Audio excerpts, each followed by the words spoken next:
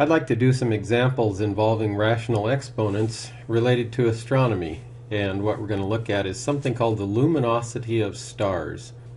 The luminosity of stars is the total power output, and we actually measure it in terms of the power output of our own sun.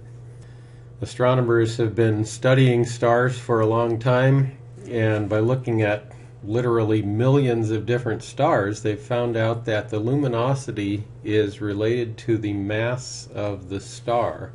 The mass is a measure of how much material it happens to have. I'm going to use just the letter L for luminosity. The luminosity, astronomers have discovered, is related to the mass raised to the 3.5 power.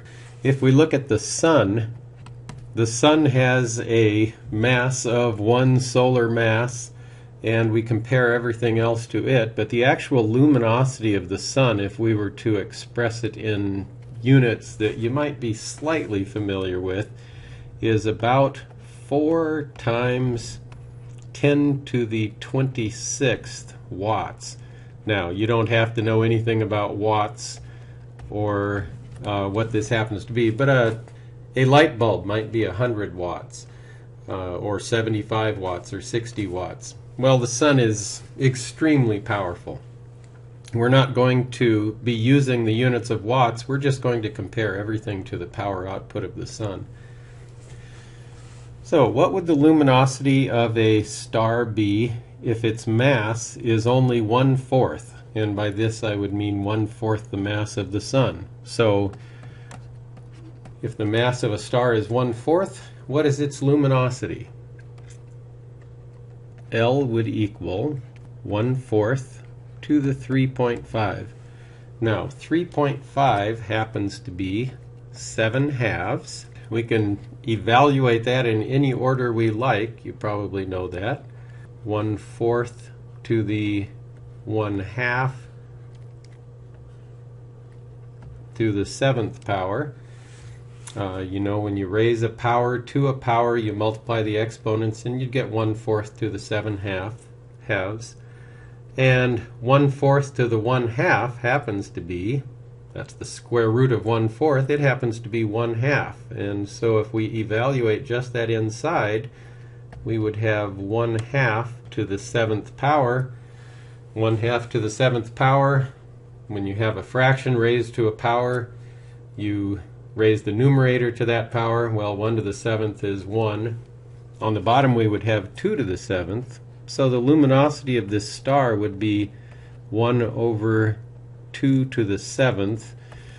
If you multiply a string of 7 2's together, you would get 1/128.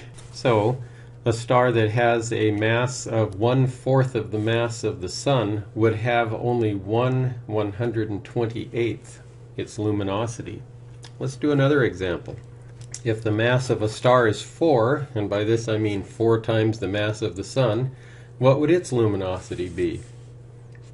Well, you could almost guess, but let's go ahead and do the calculation here. The luminosity will equal, it's the mass to the 3.5 power. In this case it'll be 4 to the 3.5, which is 4 to the 7/2, which is 4 to the 1/2 to the 7th. 4 to the 1/2, square root of 4, is just 2, so this would be 2 to the 7th. And 2 to the 7th, do it on your calculator, you'll get 128. And so what this means is, that may not quite show 128 here, what that means is that a star that's 4 times as massive as the sun would have 128 times the power output. An enormous number, much brighter.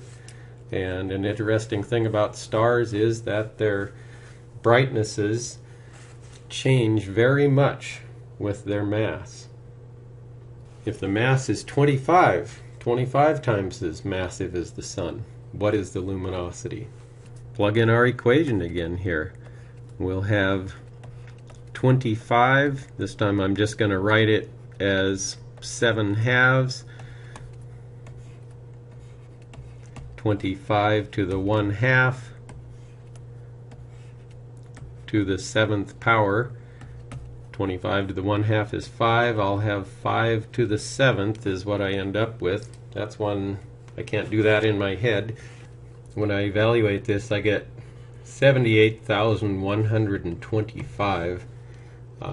We wouldn't express this all that accurately. We would probably, in astronomy, we would just round this to about 80,000 because we don't have that much precision. But that means a star that's 5 times or 25 times as massive as the sun is going to put out 80,000 times as much light. And we do see stars that are this bright where they're putting out that much more. Some of these stars are absolutely enormous. But these are examples of how you can use fractional exponents in a different field and learn things about the universe in this case.